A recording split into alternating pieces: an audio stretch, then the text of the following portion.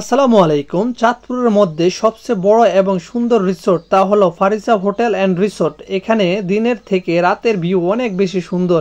রিসোর্টে প্রবেশ করতে টিকিট ফি 150 টাকা করে। 100 টাকা হলে ভালো হতো।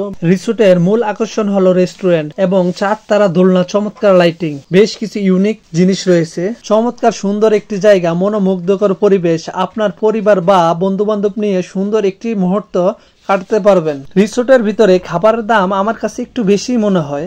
অনেক বড় রিসোর্ট, পায়ে হেঁটে দেখতে গেলে 2 থেকে 3 ঘন্টা লাগতে পারে।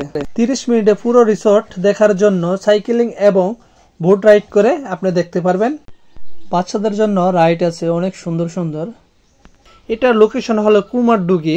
চাঁদপুর থেকে কিভাবে আসবেন অথবা হাজীগঞ্জ থেকে কিভাবে আসবেন, এটা কুমিল্লা চাঁদপুরের হাইওয়ের রোডে। চাঁদপুর বাস স্ট্যান্ড থেকে অথবা হাজীগঞ্জ বাস স্ট্যান্ড থেকে আপনি সরাসরি কুমারডুগি চলে আসতে পারেন সিএনজি অথবা বাস। কুমারডুগি নেমে সরাসরি ফারিসা রিসোর্টে অটো দিয়ে 10 টাকা ভাড়া নেবেন।